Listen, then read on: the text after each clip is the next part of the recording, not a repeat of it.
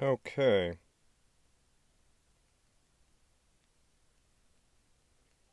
Is there audio on this stream? There is. Okay. There it is.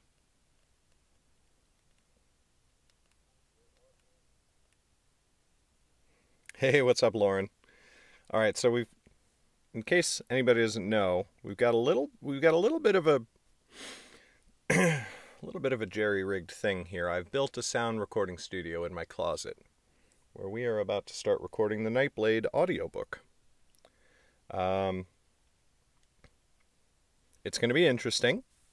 I keep hearing Megan's phone dinging, and I have to go turn that off.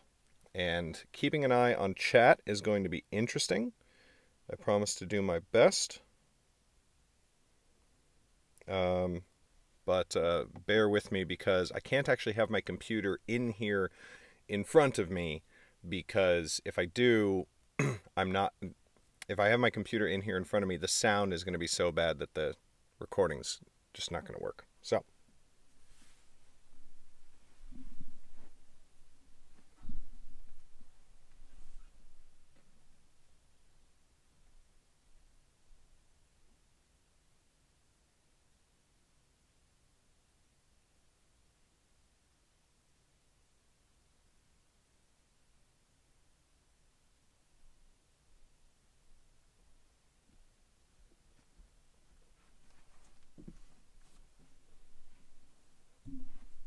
oh lordy lord.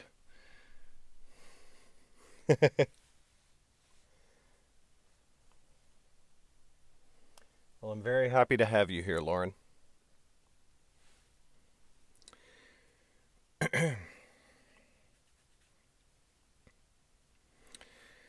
Okay. I'm definitely not nervous about this at all. Um, hmm. Okay, I have to check one thing here real quick.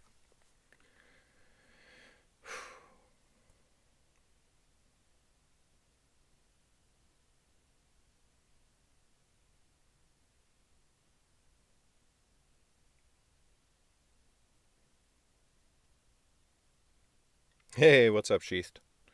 Or Dakota, I should say, now that I know.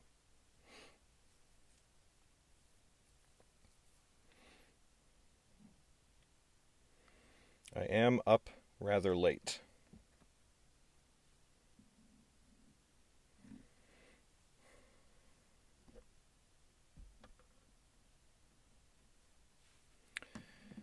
All right. So we're starting this thing, and the first thing that we're going to do is we try to record about 30 seconds of silence, which is then sort of our baseline silence audio file that we use while we're while we're editing. So we have silence to pull in and stick in spaces where we need silence in between words and whatnot. Yeah, it was pretty great. It was pretty great, Dakota. Um, and so we record this silence. It's important to record the silence like with my body in the recording space because then that is the most accurate acoustic representation of the silence in between words. So I'm going to be silent here for about 30 seconds, and it's going to be weird, and I'm going to try not to breathe loud enough to be heard on the microphone. Here we go. Silence.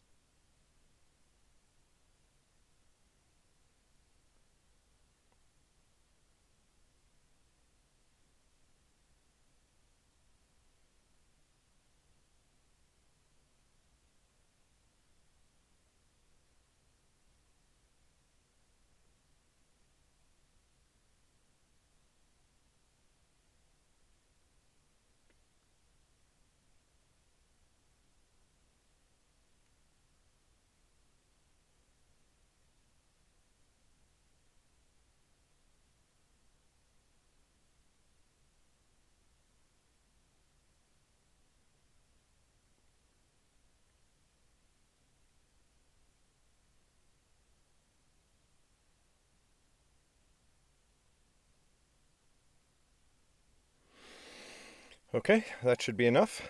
I think there were a couple small mouth noises in there, but we're basically just gonna. Oh, Jesus. Basically just gonna have to live with it. Move my water over there so I'm not at risk of knocking over my microphone every single time I reach for it. All right, so first we're going to do the intro. I'm just going to try to record a few chapters tonight, and then I'm going to take them to the Mac, and I'll probably start a new stream from over there, and I will try editing them and doing a little bit of mixing to try and get like a good dialed in sound mix for my voice that I'm happy with, and then export that, listen to it on headphones, on earbuds, on my computer speakers, on my car speakers, and all that sort of stuff. So tonight, we're going to probably record about an hour of material, take it over, edit it down, and then we'll listen to it in a few different environments tomorrow. Free stream from chat? No, I have chat loaded up on my phone right here. Oh, God. What dinged? Oh, my iPad dinged. Okay. Well, my iPad needs to be on airplane mode and muted. So we'll do that. I muted my phone. I was at least that smart.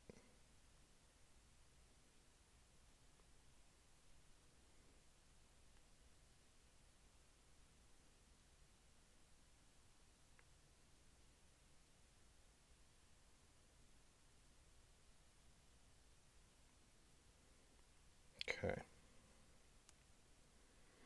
There's that. That's loaded. Because I do want to be able to see what y'all are saying and talk to you and everything. Listening to it at higher speeds, because audiobook leader, yeah. I mean, I don't know how to judge that, whether it sounds good at higher speeds. I can only do my own normal talking speed. No jokes, no puns, definitely no heart attacks. I mean, I don't know. If I get another 400-person host, I'm probably going to have another heart attack.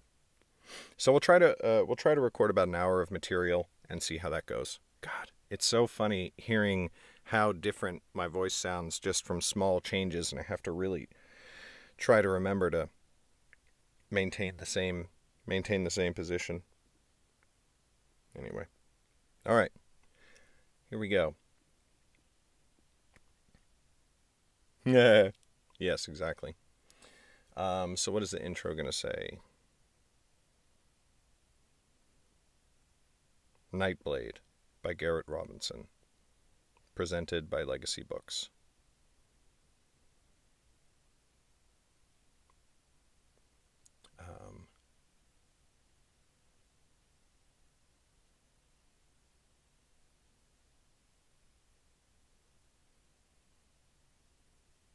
Find all of the works of Underrealm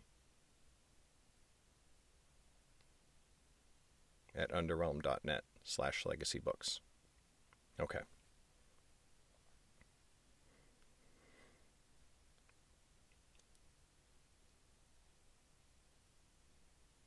Legacy Books presents Nightblade. No Legacy Books presents. That'll be afterwards. Oh yeah, no, that's fine. I should start off that way. Legacy Books presents Nightblade by Garrett Robinson. Legacy Books presents Nightblade by Garrett Robinson. Legacy Books presents Nightblade by Garrett Robinson. Fucking phone?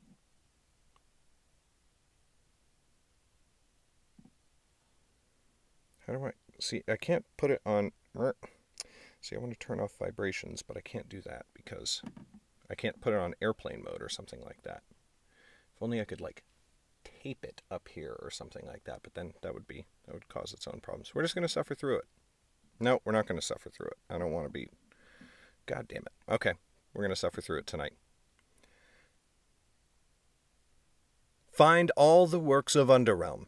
No.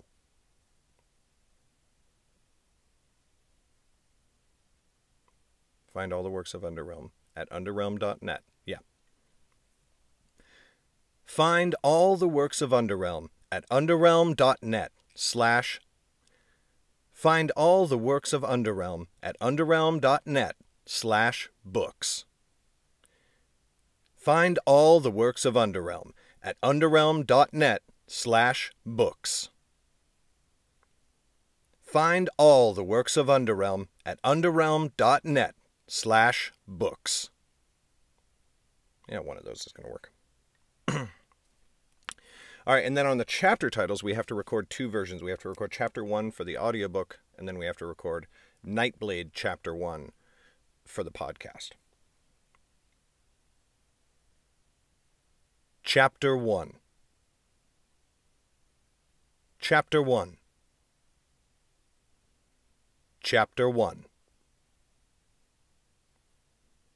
Chapter 1. Nightblade, Chapter 1. Nightblade, Chapter 1.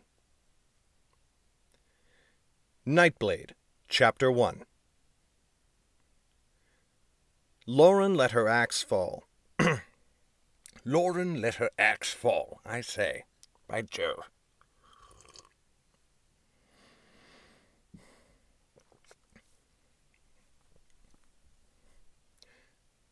Lauren let her axe fall, and the log split with the sound of a skull cracking open. She heaved a sigh and hoisted the axe to her shoulder. One hand rose to wipe sweat from her filthy brow, streaking it with dirt. She surveyed the pile of logs that awaited the kiss of her axe. There were many. Far too many, if she had any hope of going to the village dance that night. Lauren did not care overmuch for dances, but certainly she preferred them to chopping logs. Only a dance could unite the village where Lauren had been raised, a thin scattering of homes too small to warrant a name, nestled in the birchwood forest of Selvin. The dwellings were so sparse, so thinly spread, that often she went days without speaking to any other villager, other than Chet, of course. She let her gaze wander, looking upon her tiny house where a thin plume of gray drifted from the smokestack. Lauren had worked all day without seeing her mother, the one person who could rescue her from several more hours of back-breaking labor. But Mother had sweet cakes and buns to prepare, hoping to lure with taste what Lauren had not attracted with looks. Far past the house, Chet emerged from the smithy and hailed Lauren with a shout. She gave a wan smile and a wave. Dear foolish Chet. He would happily have taken her to wife, though she stood 3 fingers taller and could beat him in arm wrestling. But Chet could not bring the dowry her parents demanded, and Lauren feared the young man would waste away with his relentless affection. She wondered often what would happen if her parents did find a worthy suitor. What would Chet think? That was a weird audio thing. God, I don't know if that happened on the stream or not, but that was weird. She wondered often what would happen if her parents did find a worthy suitor. What would Chet think? No, Lauren could imagine what he would think, but what would he do? All right. Father's first line. Gotta nail this. He's that, like, hick. Backwoods Appalachian hick. Why do you stand there gawking, girl? A little more meat to him. Why do you stand there gawking, girl? It's not bad. Why do you stand there gawking, girl? Why do you stand there gawking, girl? Why do you stand there? Why do you stand there gawking, girl? Her father's voice dripped with malice. Before answering, Lauren stooped and batted the halved log aside with the blunt end of her axe. She fetched another and stood it upright. Blah. She fetched another and stood it upright before she dared raise her eyes to his. "I'm sorry, Father," she mumbled. "I'm sorry, Father," she mumbled, "but I only rested a moment." "Why, when work is still to be done?" God, am I going for like Bad McCree? "Why, when work... It's high noon." Oh, God. "Why, when work is still to be done?" he growled. He stepped in close, the way he liked to. Close enough to strike at a moment's notice, close enough for Lauren to faint from the stench of his sweat. Now he blocked her from chopping the log. She took a half-step back. Her father followed. Lauren gulped, her whole body tensing in anticipation of a strike. Her arms burned with the bruises he had left the day before. Over her father's shoulder, she could see Chet. The boy had stopped walking, his eyes fixed upon her, a dark look upon his face. Lauren prayed he would be wise enough to stay away. Mayhap distraction would work. "Father, Mother said I am to ready for the dance. If I do... Father, Mother said I am to ready for the dance. If I do not, she will be angry." "Father, Mother said I am to ready for the dance. If I do not, she will be angry." "Father, Mother said I'm to ready for the dance. If I do not, she will be angry." "And you think I won't? And you think I will not be? And you think I will not be if you persist in disobedience? And you think I will not be if you persist in disobedience?" said her father. His voice had grown very like a snarl. You think to prance about in a gown while I break my back doing your work? You think to prance about in a gown while I break my back doing your work?" She knew better than to deny it. "I do not want to go, only Mother... I do not want to go, only Mother..." "You chop," he said. "You chop," he said. "And if you rest again before your fingers bleed, I will slice them open myself." He did not move. Lauren had to step around him to bring her axe down on the log. Her father waited for her to split two more before finally stumping off to vanish behind Miss Aisley's house. Chet still stood, staring at Lauren. She gave him a weak smile and a quick wave before lowering her head. When she raised her eyes, Chet had gone. The fear in Lauren's gut churned to rage. As always, she loathed herself for it, hated that she could only summon such anger when her father's hands no longer threatened. If one... God, what is this audio thing that keeps happening? As always, she loathed herself for it, hated that she could only summon such anger when her father's hands no longer threatened. If once she could bring it to bear when he stood close and the axe lay in her hands. She stamped the thought down. "You have a murderer's heart," she hissed in her mind. If ever she gave in to such dark thoughts, constables would kill her slow and accurse her name across the kingdom. Thoughts of constables turned her mind to the wide lands beyond the birchwood, lands that seemed as far out of reach as the tops of the trees. Lauren could scarce remember a time before her unceasing dreams of wandering the world.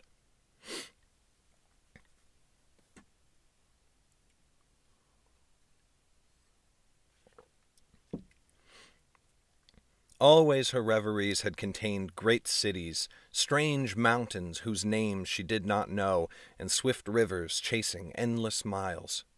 Now her waking dream ran further. Lauren saw herself in a cloak of black, with a dagger at her waist, perched atop a spirited palfrey. Its harness bore gold, as well as emeralds, the color of her eyes. She slipped into a city and robbed its nobles blind, before vanishing with the morning mist. And as she slid out through the city's gates, guards quaked in fear and whispered the word, Nightblade. And whispered the word, Nightblade. and as she slid out through the city's gates, guards quaked in fear and whispered the word, Nightblade. Her mind shied away. Years had taught Lauren to ignore childish wishes. Years had taught Lauren to ignore childish wishes. She was 15 now, and a woman grown. She had no time for flights of fancy that could bring only pain, the knotted ache of desire without hope. If ever she had dreamed of escaping her parents, that dream had withered long ago. The axe fell, the log split, and she knocked the pieces aside. She moved to the pile and stooped to pick up another.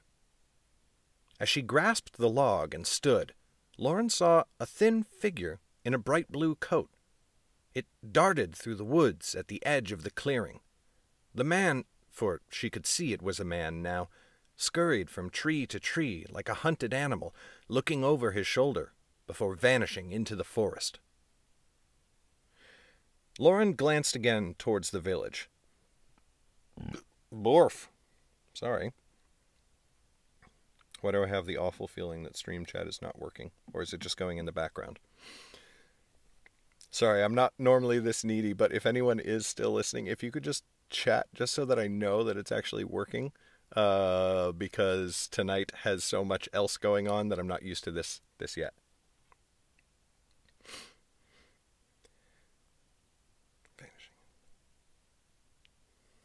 Okay, awesome. Thanks, Panda.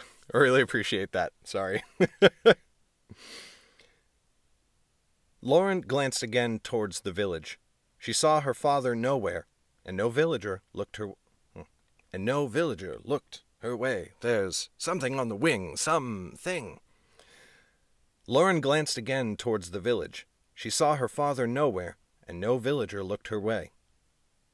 The blue coat was no woodsman's garment. The man came from beyond the forest, from the lands Lauren had seen only in her dreams. What was he doing? What was he doing? Where was he going? She knew only one way to find out.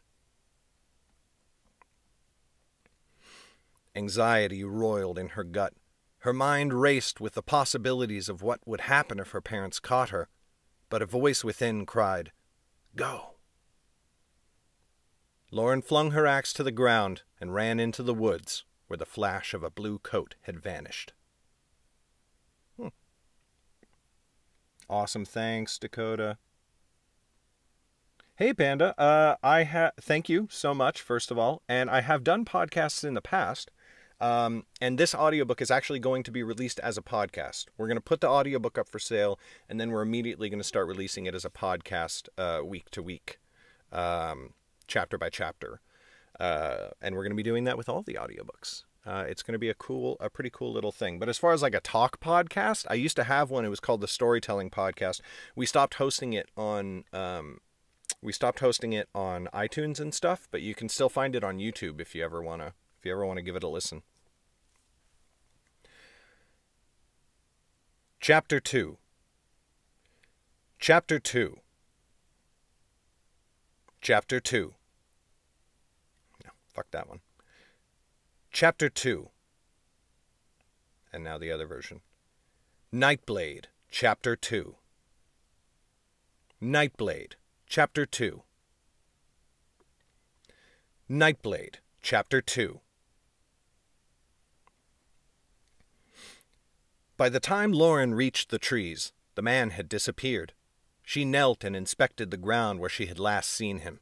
Crushed blades of grass told the tale of his flight. She threw a final, hesitant look over her shoulder, but saw no one.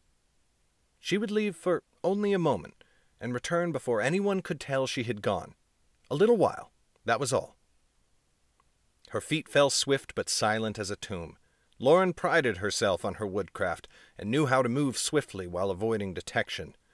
Only a few short minutes passed before she saw the man again. His telltale blue coat stood out like a beacon fire between the brown trunks.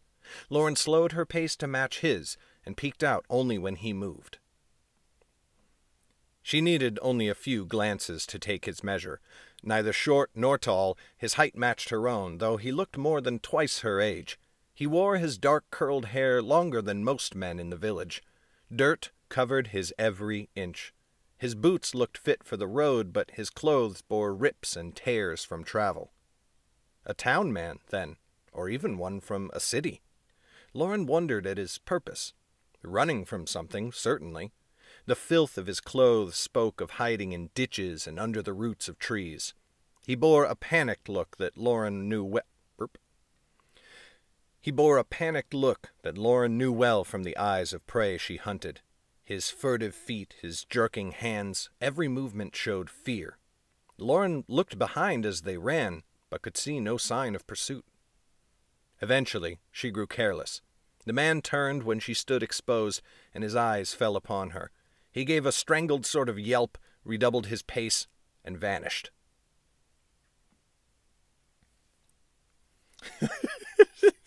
Fuck you, Dakota.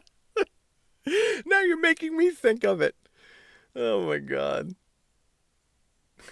Trying to listen and be all like, oh yeah, good, serious audiobook. And just picturing me in the closet surrounded by hanging blankets. Wait, she cried. Hold on, let me get back into it. Wait, she cried. Too late.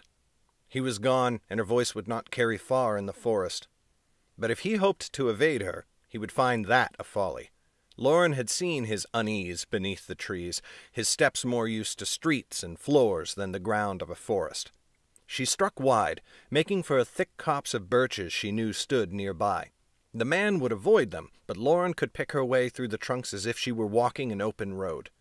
Her feet devoured ground, faster and faster, her breath rising in excitement. She could hear her heartbeat in her ears. She was a wolf on the hunt, and her blue-coated rabbit could not escape her. She burst out the other side of the copse, exulting at the look of shock upon his face. She gave a cry of joy, but it turned to a yelp as the man raised his hands, eyes glowing, and fire bolted towards her. Lauren skidded on her heels and crashed to the ground, but at the last moment the man twisted his hands. The firebolt turned aside and crashed harmlessly into the dirt. Lauren flinched at the impact, and though a wave of heat washed across her face, she shivered. What do you... Nope, that's not Zane. Oh God, Dakota. Why are you sabotaging me tonight? What do you think you're doing? Are you after me, Lucky Charms? What do you think you're doing? What do you think you're doing? A pale white glow faded from the man's eyes. I nearly killed you. For a moment, Lauren shook too hard to reply. The man's shoulders heaved with deep breaths, his eyes locked on hers. They were a curious color, a light brown verging on gray, a sharp contrast against the dark curls of his hair. She could see now that he wore a short blade on his belt, from which also hung a few pouches of leather, but one of them was cloth, and it hung small and curiously heavy. It bore a coin, Lauren suspected. She composed herself and stood, brushing soil from the seat of her pants. Why are you running? Was the first thing she could think to ask. The man blinked, as though reminded of something. He looked behind him, but the forest lay empty. No one is there, said Lauren. Her own breath still came steady. It took more than such a light run to rob her of her wind. I kept a careful watch as I followed. No one pursues you.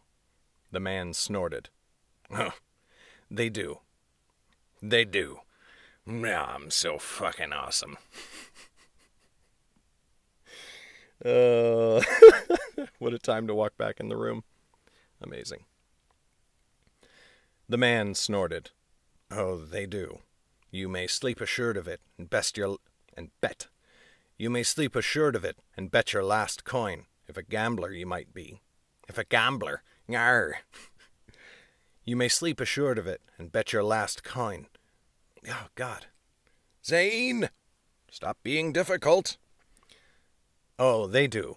You may sleep assured of it, and bet your last coin, if a gambler you might be.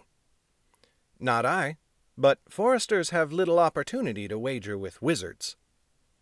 One of his eyebrows arched. Though ample opportunity to raise daughters with quick tongues and quicker eyes, it would seem. You are a wizard, then. You saw my flame. It renders your guess less impressive. A fire mage as well. Your flight is curious, then, for who could you fear? He glanced behind him once more, and his feet twitched as though itching to run. A man need not fear his pursuers to wish them no harm. Though it may look ignoble to flee, who would praise my honor if I caught constables in a blaze? Lauren's eyes grew wide. She cleared her throat and tried to look calm. Constables? Are you dangerous, then? His mouth twisted in a smile before he barked a sharp laugh. Dangerous? A slain patch of dirt lies at hand to prove it. Were I a touch slower, the dirt's fate would have befallen your remarkable green eyes. Lauren blinked. What about my eyes? I mean no insult. I said they are remarkable, not ugly. I have never seen their color. Lauren felt a growing frustration. Her hands rose of their own accord to tug at her hair. The man was trying to distract her. I have not forgotten my question, Fire Mage. Why do the constables pursue you? His face grew dark, and for a moment Lauren felt afraid. But the shadow passed, and he tossed back his hair. You will withstand their questions better if you do not know. Whence do you come, then? Lauren pressed. Where are you bound? He only looked over his shoulder again. She had to get him talking.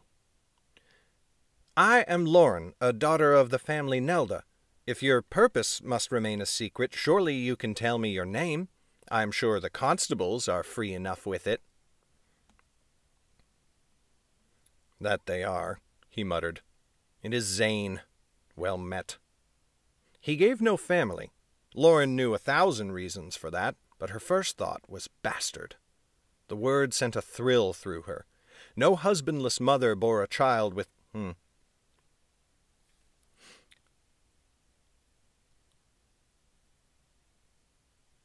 No parent bore a child within the birchwood without a spouse. Parents and hefty axes saw to that.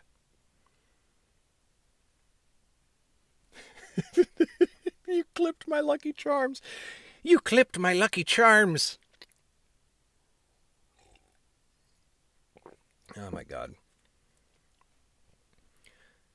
Well met, Zane. How closely are you pursued, and for how long? Zane looked at her curiously. For a child, you bear remarkably little fear. Lauren stood straighter for the moment. A child? No one my age can beat me at arm wrestling, nor can any 2 years older in the village. Nor can they climb as high, nor run as fast. What would I fear from you in your pretty blue coat?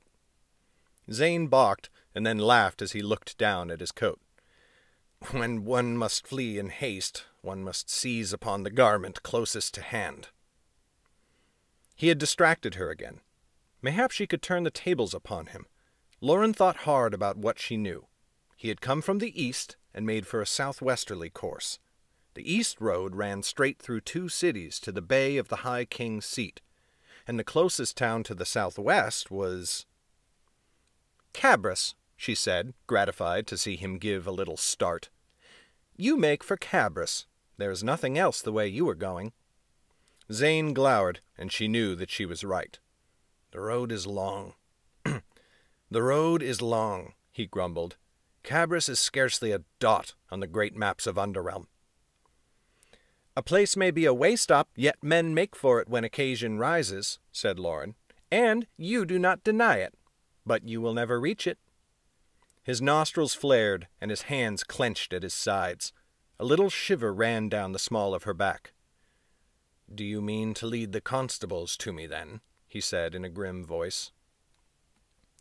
Lauren shook her head. I bear you no ill will, and you saved me from the flame. I sent it after you also. She shrugged. A weight on both scales clears the account. But only your boots can bear the long road to Cabras. Your stomach will not, even if those pouches at your belt hold nothing but salted meat, which I doubt. After the Melnar, you will find no other fresh water on the road. Thirst and hunger will claim you before you can glimpse the walls of Cabris." Zane frowned. He held forth a finger and whispered a word. His eyes glowed with pale white light, and blue fire sprang to life above his fingertip. "I can hunt." Excuse me. No, it's not Cabris, it's Cabris. "I can hunt." "I can hunt. A bolt of fire or thunder will serve as well as an arrow. The squirrels know no difference." Lauren's cheeks flushed. "Water, then. I do not think you can draw the rain from the sky, unless you are Doran in disguise." He smiled at that. "You have me there. Mayhap you are correct, and the constables will catch me. I can always beg them for a drink. They are most accommodating, once you are within their grasp." Lauren felt her pulse quicken. A half-forgotten dream tugged at the back of her mind, a destiny she had long abandoned. "Mayhap you will not need their courtesy. Mayhap you will not need their courtesy. If you stay here, I shall run and fetch you water and provisions, enough to make the journey." "Why?" said Zane. "Why?" "Why?" said Zane. He looked over his shoulder again. "Because I want you to bring me with you." He took a quick step backwards. "That is what I feared. No, I will not." "Then you will never reach Cabris." "Then you will never reach Cabris." Zane's mouth soured. "I will find a way. I have made it this far." "Following the King's Road and the river that runs beside it, I do not doubt," Lauren said. Zane growled and ran a hand through his hair. "You are a foolish girl if you think to follow me on an adventure. I am wanted, and not for a feast of honor. If they find you with me, it will go ill for you." Lauren avoided his eyes, uneasy. Then she unlaced the cuff of her sleeve and pulled it to her elbow. Black welts and bruises shone like beacon fires against her pale skin. She saw a flash in his eyes, not only anger, but recognition. "I will await you an hour," he grumbled. "Then I move south without you, and if I die of thirst, so be it." "I shall take less than half that." "I shall take less than half that," said Lauren.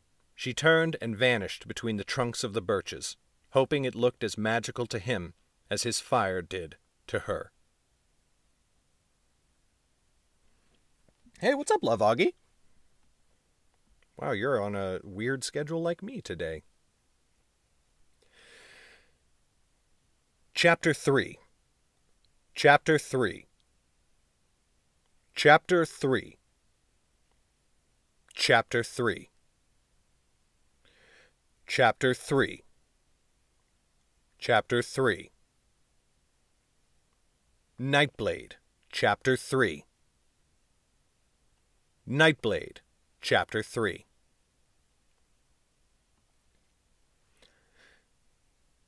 Lauren approached her village quick and quiet, wary of meeting her parents. Many villagers had gathered in the open space to the west. There the sun as it set cast everything in a... The sun as it set...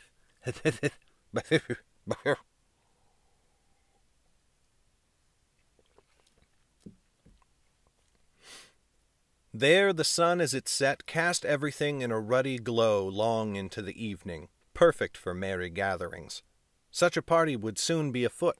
Some folk readied stout tables for food, and young children tramped a wide space in the grass for dancing.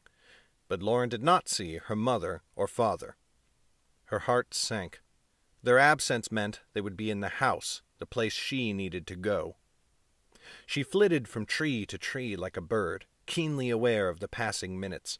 It took longer than she wanted to reach the village's east end, where her house sat far from any other. There Lauren saw something she did not expect. 2 strangers in brown and red garb. Chet stood by them, along with Bo, another young man from the village. Chet's eyes were hooded and his brows close, but Bo spoke animatedly and gestured all around. The strangers listened patiently, only occasionally offering comment or a prompting question. The strangers listened patiently, only the strangers... Here it is. It's the one, Dakota. It's the one you said. The strangers listened patiently, only occasionally offering comment or a prompting question. The constables. The constables, thought Lauren. The constables, thought Lauren. They had to be. It would be too great a coincidence for any other strangers to arrive today. She had to fetch her supplies and be off quickly. She did not think anyone else in the village had seen Zane, but the constables might yet find his trail leading southwest. Although... She thought hard for a moment, reached a decision, and emerged from the trees. Chet's face brightened as he saw her. All right, so Bo is ultimate Hicksville. Edited it. Grasped and rasped are probably going to be problems. So Bo is ultimate Hicksville. Lauren! These men are constables. Lauren! Lauren, said Bo. These men are constables. I have never seen a constable in the village before. Have you? Not once. Lauren dusted her hands as though she had just come from the axe. She stuck a hand out to the men. Well met, strangers. What brings you so far from any building made of stone? One of the constables stood tall and thin, but muscular as any village man. The other was at least 2 hands shorter, but his chest was barrel-wide and muscle bulged beneath his clothes. Both had boiled leather pauldrons and breastplates dyed a dull red and worn over long, simple tunics of brown. The taller one stared at Lauren's outstretched hand, but his companion reached across and took her wrist in a firm grip. Okay, so Corin is a big dude. Big dude. They's from a big city way over yonder, over that there hill and across the river. Bear hill. So Corin is large, kindly, and sort of burbling. Well met, he said. I'm just practicing this one. I am Corin, and my young... No. It's like... That's like Deckard Cain with cotton in his mouth. Well met. It's gotta be country. Okay. Or, no, they should be neutral, because they've come from the High King's seat. Well met, he said. I am Corin, and my dour companion... Yeah, that's not too bad. Well met, he said. I am Corin, and my dour companion is Byrne. We seek a man traveling through these lands. When last we saw him, he headed this way, and we wondered if he had come to your village. A little too British. Well met, he said. I am Corin, and my dour companion is Byrne. We seek a man traveling through these lands. Now, God damn it.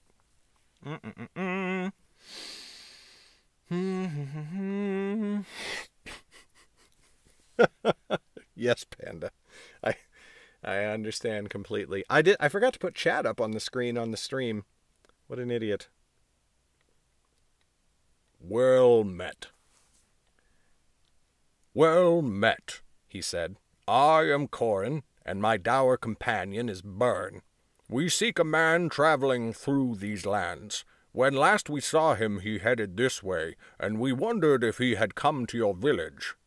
Well met, he said.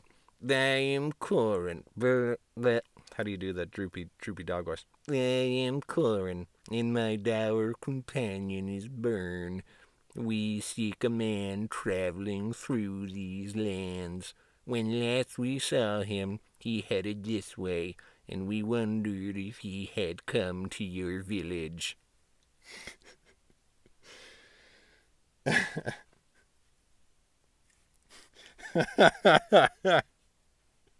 Unintended consequences, Dakota. No, I liked that. I liked that. Well met. I need to practice it a couple of times. "Well met," he said. "I am Corin, and my dour companion is Byrne. We seek a man traveling through these lands. When last we saw him, he headed this way, and we wondered if he had come to your village." A little more businesslike. "Well met," he said. "I am Corin, and my dour companion is Byrne. We seek a man traveling through these lands. When last we saw him, he headed this way, and we wondered if he had come to your village." Lauren's eyes widened. "A man in a blue coat?" They all started. "You have seen him?" "You have seen him?" "You have seen him?" growled Byrne, the taller constable. "In the woods, yes," said Lauren, nodding with vigor. "As I foraged for herbs, I saw him amid the trees. He fled when he saw me, and I could not keep his pace. I soon lost sight of him." From the corner of her eye, Lauren saw Chet's face grow stony. He knew no foreign man could escape her in these woods, but he was not such a fool as to counter her before the constables. "When was this?" said Corin. "When was this?" said Corin. "My lady, this man must be brought to his justice. Tell me, when and where did he run?" Lauren laughed, putting just the right amount of giggle into it. "Oh, you are too kind, constable. You know well I am no lady." She made a great show of thinking hard upon his question. "It could not have been more than a quarter hour since I saw him. As for where, he fled that way, though his path swung wildly about." She thrust a finger to the north and east, directly away from the birch copse where Zane awaited her. Corin and Byrne traded glances. Corin gave her an earnest half-bow. "You have provided our lord a great service." I gotta pull the British out of it. Byrne is the harsher one, yes.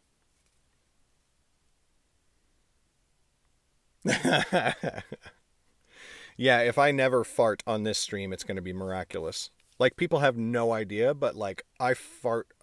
Streamers fart all the time. Like, that's why we get very, very padded chairs, so that it's silent and you never hear it. But here I have no protection. None whatsoever. You're going to hear it if it happens.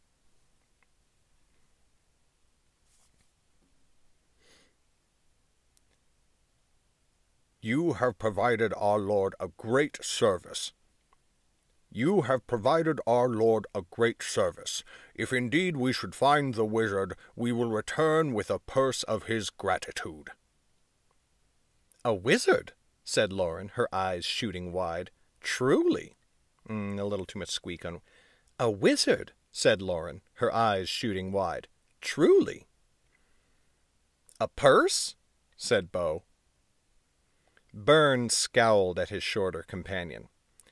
"My friend speaks with a looser tongue than he might. Our lord would prefer that the lot of you forget his words." "Of course," said Lauren. "I will say nothing, nor will the boys, lest they catch my ready hand." She stepped forwards to hold a stern fist beneath Beau's nose, and he grimaced. Chet needed no such encouragement, she knew. The constables ran off with a final hasty thank you. Beau wandered towards the dance preparations, leaving Chet to fix Lauren with a knowing look. "The man outran you?" His tone betrayed nothing. Lauren shrugged. "Well, I did not give him full chase. How was I to know? How was I to know he was worth a purse? I tired of my run and gave in, for why should I continue? Chet's arms folded and his eyes eased. To further his mind down the proper path, she smiled and set a warm hand on his arm before making for the village. He did not follow, for which she was grateful. She had no desire to lie more than she must, and time grew ever shorter. Lauren!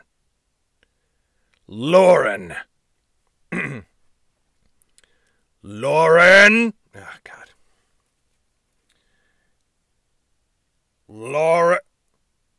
Lauren! Her heart dropped to her boots. The bruises on her arm flared with pain. Her father stood there, his face twisted and mean with fury.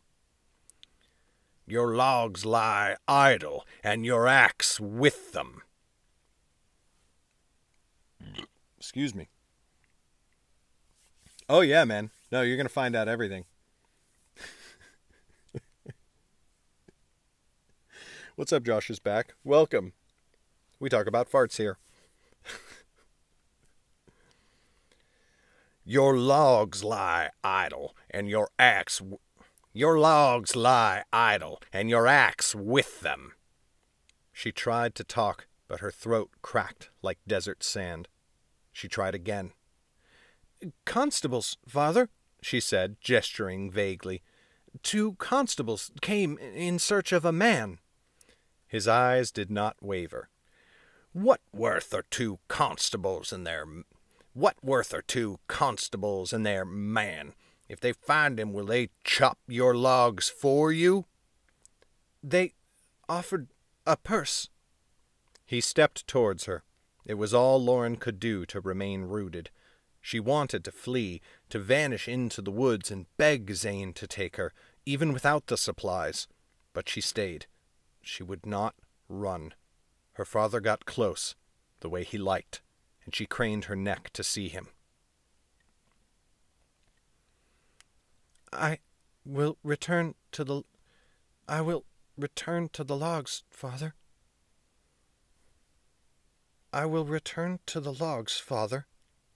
Lauren could not keep the quaver from her words. If she could only make him let her go, she would take... If she could only make him let her go, she could take what she needed and slip away, never more to fear his meaty arms or rank breath. You will go to the house, he said in a growling whisper. That is 2 you have tried to leave me, your job, and 2 too many. You will go to the house, and I will give you a lesson. Next time your feet will stay planted, and your arms will swing. I do not need a lesson, father. I do not need a lesson, father. His fist met her gut. Lauren's nose crashed into his shoulder as her body tried to double over in reflex. It was not his hardest blow. He would save that for the house. You are far too free with your tongue when speaking to your elders, her father hissed. To the house, now. She heard Chet's footsteps and looked up to see the boy striding towards them, his face a mask of fury. She met his eyes, pleading without words for him to turn around. He ignored her. And then Lauren heard a voice she was seldom relieved to hear, her mother shrilling in the forest air. Lauren, where is your dress, you witless child? Lauren, where is your dress, you witless child? Lauren fell a step back. Her father turned. She is still chopping for me. He thrust a meaty finger in her face. She will need to go all night at the rate her lazy hands move. And how do you think we will get her wed? Not when you never... And how do you think we will get her wed? Not when you never let her try her luck with a man. The men can come to her, said her father stubbornly. Let them watch her chop. A man needs a strong woman who can work. With her father distracted, Lauren risked another look at Chet at Chet risked. With her father distracted, Lauren risked another look at Chet. He had stopped his advance, but he stood with folded arms and anger clear in his features. He would not leave so long as her father stood by. "A man does, and a man knows it, but a man does a different sort of knowing when he chooses a wife." Lauren's mother strode up to her father and shoved her face into his, full of all the anger Lauren could never summon. At the same time, her sharp-nailed fingers seized Lauren's bicep, pinching into the skin. "We will never get the dowry without some boy who can afford it seeing her whirl about in a skirt. Lauren, you get in the house and get that dress on. Tear it, and I will lock you in the house for an hour with your father and blow a tree horn to cover the noise." Lauren gulped and glanced fearfully at her father. "What are you looking at him for?" her mother screeched. "Go!" Lauren remembered Zane and went. As she retreated, her parents' conversation dissolved to bitter, hate-filled argument behind her. She did not know if Chet still stood guard, but she dared not look back to see. The moment she passed through her front door, anger swelled in her gut. She should have struck back. Her father's wrath would have burned like flame, but Chet would have stepped in. Together they could have beaten her father to within an inch of his life, and mayhap beyond. And Chet would not be a kinslayer if he did. But such thoughts would not help, not when Zane waited and nearly half the hour he promised her had passed. Lauren threw from her bed the ridiculous green gown her mother had bought. Its arms, like those of her tunic, hung long to hide bruises. She threw it to the floor, ground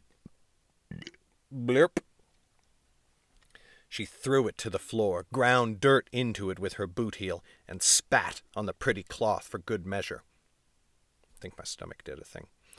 She threw it to the floor, ground dirt into it with her boot heel, and spat on the pretty cloth for good measure. Then she went to gather the things she needed. First she took her father's smelly, thick cloak of dark green. She donned her own cloak, throwing the cowl back to let her black hair spill down her back. In her parents' room sat a cupboard. First she took her father's smelly, thick cloak of dark green. She donned her own cloak, throwing the cowl back to let her black hair spill down her back. In her parents' room sat a cupboard, and from its top cabinet... Oh, no, we're not there yet. First she took her father's smelly, thick cloak of dark green. She donned her own cloak, throwing the cowl back to let her black hair spill down her back. In her parents' room sat a cupboard, and from its top cabinet Lauren took her father's travel sack. His cloak went into the sack, forming a soft lining around the interior. 2 skins of water sat near the front door. She threw them into the sack. Food she took next, salted meats and several loaves of good hard bread still fragrant from Miss Aisley's oven. Lauren thought of Miss Aisley with a pang of regret, and her thoughts turned to those in the village that she would miss. Dear, foolish Chet, of course, and old Chris, who was decent to her when she did not wish to go home. But the names she would miss far underweighed the others, those who heard and saw what her parents did to her and never raised a finger or even frowned.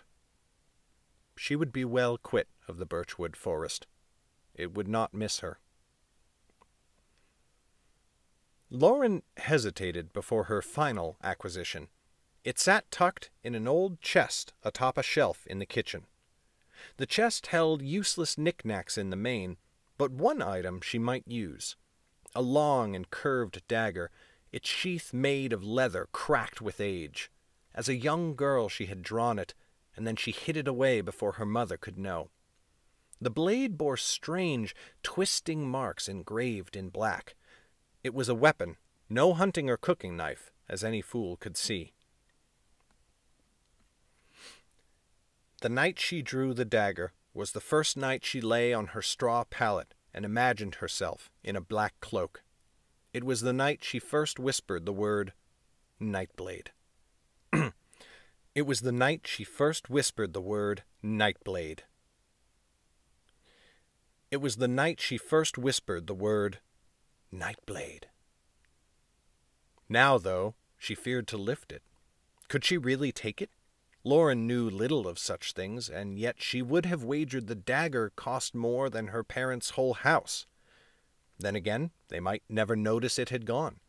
Not in all her life had Lauren seen them bring it forth from the chest. Her hand closed around the dagger's hilt. She almost threw it in the sack, but at the last moment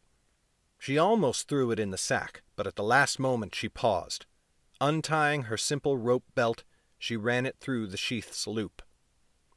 With the dagger at her waist, Lauren felt like a different person. Now, truly and forever, she was Nightblade. But she had wasted too much time. She needed only one thing more before returning to Zane.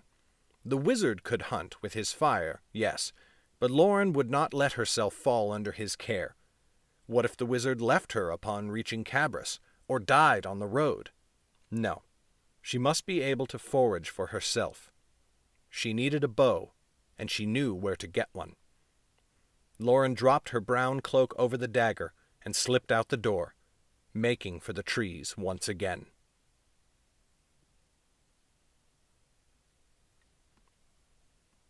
I am Batman.